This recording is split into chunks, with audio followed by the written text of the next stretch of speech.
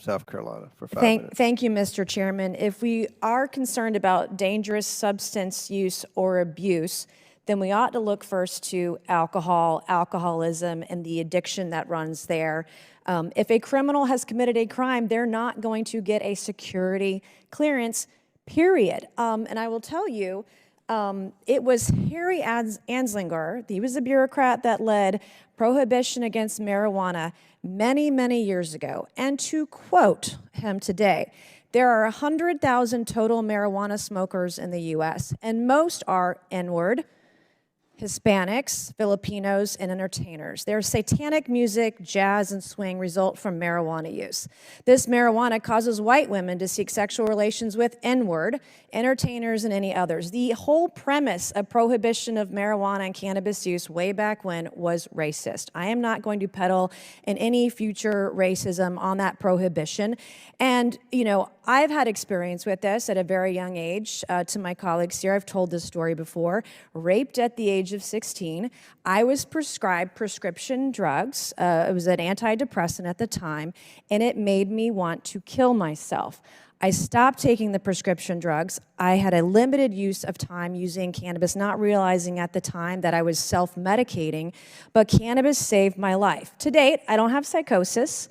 I've never leaked state secrets. I don't walk out of a skiff and tell everybody what I've just learned. I don't leak classified information.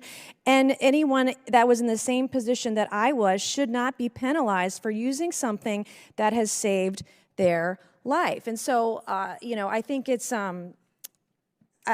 far past time that we pass this type of legislation where someone is not going to be penalized for it. And if you take another hypothetical, if you were a college student, let's just say you have the highest grade in your class for programming, and you just got out of college. You tried cannabis one time in the state of Colorado when you were 21 years old, where it was legal. 2 years later, at the age of 23.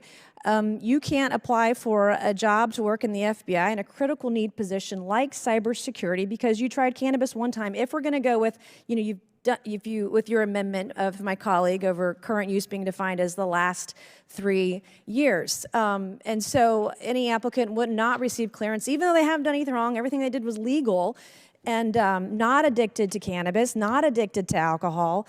You know, so the grounds that we've got to research this more is just the right's way of saying, we're just not going to address this right now. It's time to move forward. It's time to move on. It's time to get on with the will of the people, and these people should not be penalized. Some of the most qualified technical experts at America's most innovative companies have used cannabis in the past. I've used it in the past, and you know, in college, I taught myself to code. By the time I was 21, I knew 6 programming languages. I would have been a great asset to this country at a young age, but we're gonna prevent people because they might have used it one time in the last 3 years, or hey, we're just gonna try to kill the bill because we don't want to move on cannabis at all in this country.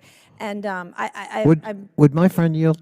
Yes, I will yield. I thank the gentlelady for her insights. Is it not true that while people are calling for we need more study to see how dangerous this is, we've lived with the categorization of marijuana as the most dangerous drug in the world for over 60 years since the Nixon administration without any studies. Is that not true?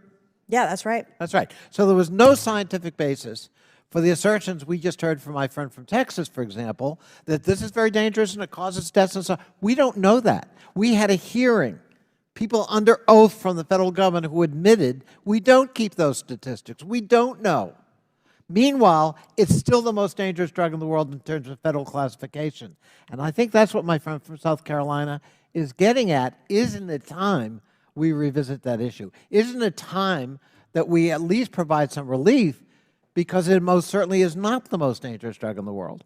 And in fact, if you look at gateway drugs, most studies show number one gateway is prescription drugs. Well, number two is alcohol. And if I can reclaim my time, I got 30 seconds. But in the studies that are in the Journal of American Medicine, one medical marijuana dispensary in one state reduces the addiction to opioids, prescribed by your doctor, by the way, they can prescribe a heroin, reduces it by up to 20%, reduces morbidity by opioid use by 19%. So I don't want to hear the argument this is dangerous. Start with alcohol first, and the alcoholism that is rampant in this country, rather than attacking a plant that can save lives. And we need to move forward and allow people who've used it in the past to be able to get some of these jobs and get clearances. Thank you, and I yield back.